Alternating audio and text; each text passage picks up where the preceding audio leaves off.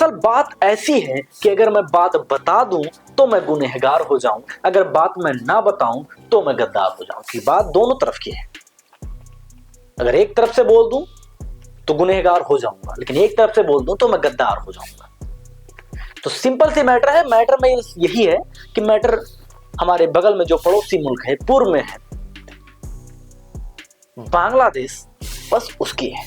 अब बांग्लादेश में आप जानते हैं, आप वीडियो देखें, आप सोशल मीडिया से तरह तरह की खबरें सुन रहे हैं कि आज बांग्लादेश में हिंदुओं का कत्लेआम हो रहा है और उसके जिम्मेदार कौन है ये आपको नहीं पता है।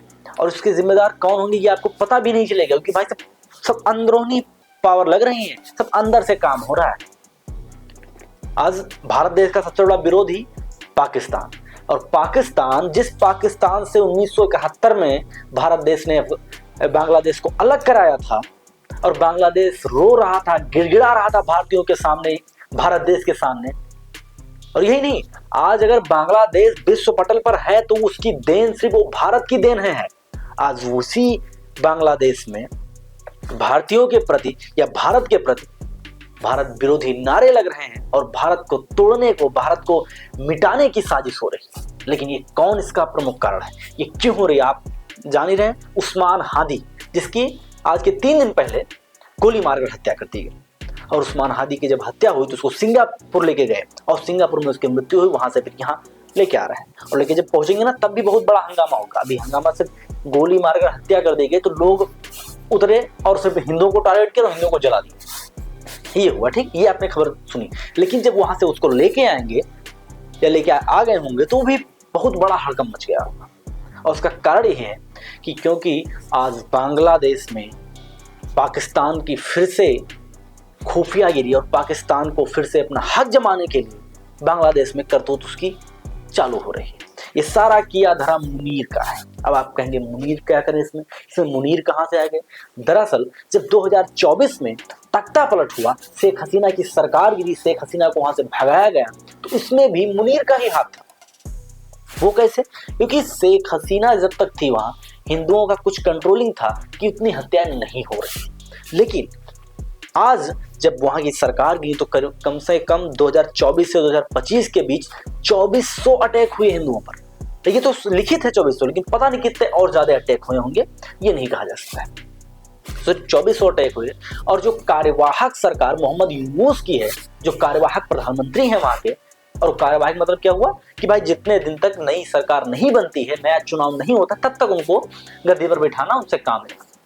और जो ग्रो पहले शेख हसीना के टाइम पे हो रहा था, वो ग्रो जो 7% की इकोनॉमी से आगे था, वो 2-3% से, तो वो भी नीचे आ गई। लेकिन मोहम्मद यूनूस जो कि अब मुनीर के कहने पर चल रहे हैं, वो हो रहा है। क्योंकि इंडिया को एक तरफ पाकिस्तान, एक तरफ बांग्लादेश, दोनों से भड़का कर रखना, वो खुद में ग्रोथ ना कर पाए, ये मुनीर की चाल है। बार बार मैं मुनीर क्यों कह रहा हूं?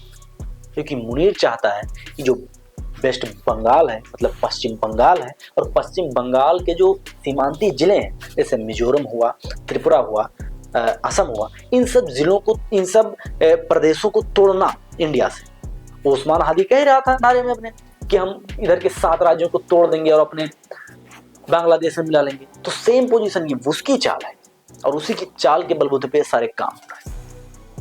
ये बात मैं नहीं कह रहा, ये रिपोर्ट्स कह रहे हैं, ये दावे कह रहे हैं, जो आपको समझना पड़ेगा।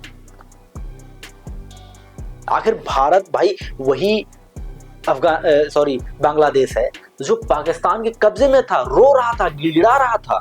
1971 में भारत ने उसको अलग करवाया, उसकी एक भौगोलिक स्थिति बनाई, उसके लिए यहाँ से हर व्यवस्था दी कि आज वो विश्व पटल पे अपना नाम रोशन कर रहा था। लेकिन आज फिर से वही बांग्लादेश से दंगों में गूंज रहा है। 1 साल से करीब दंगों से जल रहा है पूरा बांग्लादेश।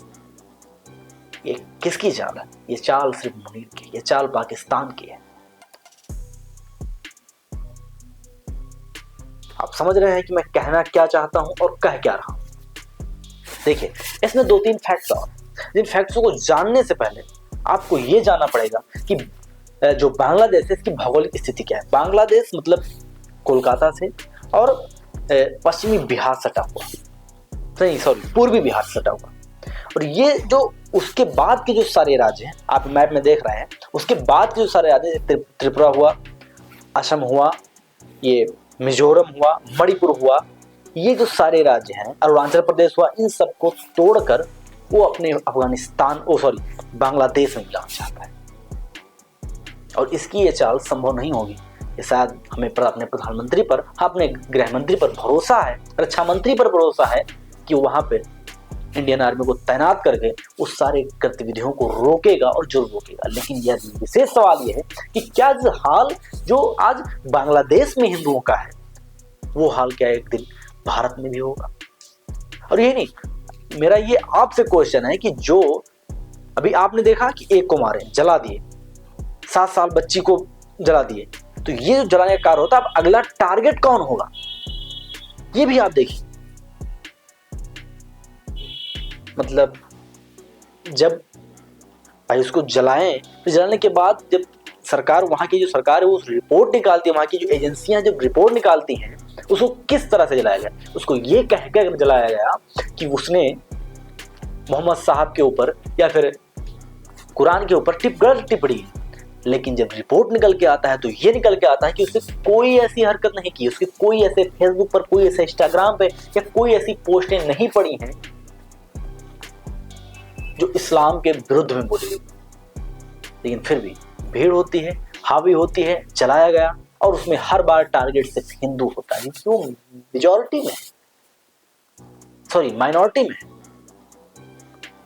इसलिए उसको टारगेट होगा। कृपया करके अगर वीडियो आपको अच्छी लगी हो, इस वीडियो में अगर कोई थोड़ा सा भी आपको तर्क दिखा हो, तो इस वीडियो को लाइक करें, कमेंट करें और वीडियो को शेयर करना बिल्कुल ना भूलें। साथ ही साथ अगर आप नए हैं तो चैनल को सब्सक्राइब करना एकदम ना भूलें। इसके साथ धन्यवाद। जय श्री राम।